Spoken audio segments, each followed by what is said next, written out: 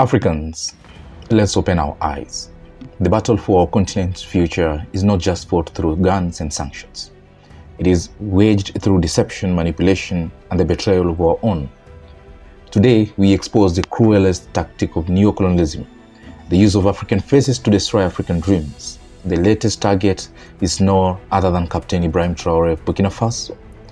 This is a leader who is daring to reclaim our gold, our land, our dignity. But the West won't let him win. So they have sent one of their own to do their dirty work, General Michael Langley, the head of AFRICOM, a black man weaponized to downgrade Traore and justify foreign interference. This is not just new. It is a playbook written in the blood of Thomas Sankara, Muammar Gaddafi, and Patrick Lumumba. Now let's break it down, my fellow African brothers and sisters. Now these guys address their puppets in uniform and titles, but their mission is so clear: to paint African sovereignty as tyranny. General Langley actually is a black American guy. He stood before the US Senate and accused Traore of stealing Burkina Faso gold for personal security. Here is the clip. Follow them out, but Captain Traore and Burkina Faso, as they know that both, whether it's their gold reserves, that is all those proceeds are just in exchange to protect the junta regime. There's a number of examples across. Even in Sudan, what's going on with the rapid support forces and in Burhan of the Sudan forces, when you get down to it, is all about the revenue that can be drawn out of that. And there are nefarious actors in the CCP or in sometimes Russia are complicit in those activities. Where is this outrage when France looted 85% of Burkina Faso gold for decades? Why now? When Traore builds the refineries to keep African wealth in Africa? Oh no. No, we cannot go like that. Michael Langley words aren't his own. They are scripted by the same system that profit from African chaos. Now watch the pattern, my fellow African brothers. First, they isolate the defiant leader. Traore joined Mali and Niger to form alliance of Sahel states, expelling our French troop and rejecting IMF loans. Then they demonize him. Western media scream authoritarianism while ignoring his reforms, nationalizing mines, slashing politicians' salaries and building infrastructure. Then they send their proxies like Langley to legitimize regime change. Do you remember Gaddafi? They actually labeled Gaddafi as a mad man for creating a gold-backed African currency. Do you remember Sankara?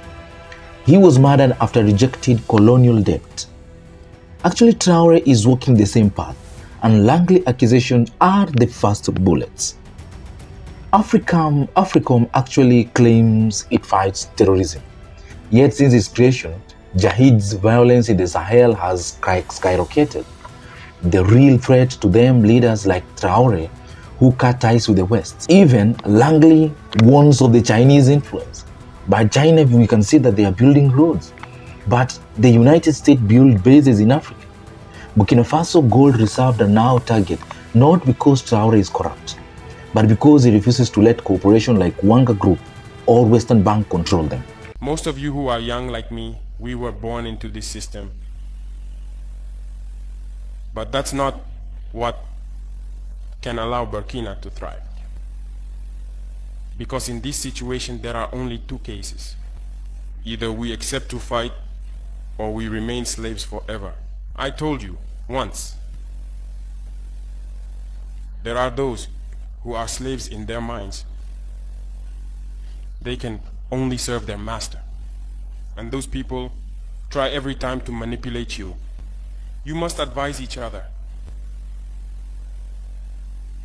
Because every situation can be exploited by these enemies of the nation to try to discourage you, to demotivate you.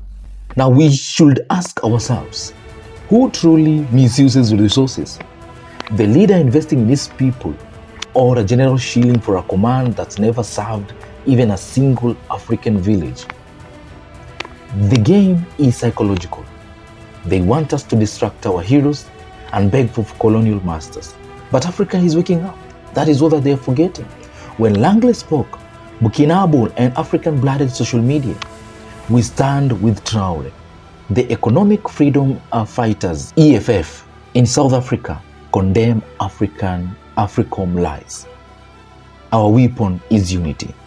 Support the alliance of the Sahel states. Expose every Langley-like puppet. Demand African media tell our stories. And most crucially, protect Traore's vision. If his gold refinery succeed, it proves Africa doesn't need service or prosper. Brothers and sisters, Langley is not the first and Traore won't be the last. But this time, we must see the trap before it snaps shut. The white didn't stop Gaddafi with white hands. They use African machineries. They won't stop Traore with wild faces. They will use black general. And this is our lesson. Trust no mouth that speaks for the oppressor.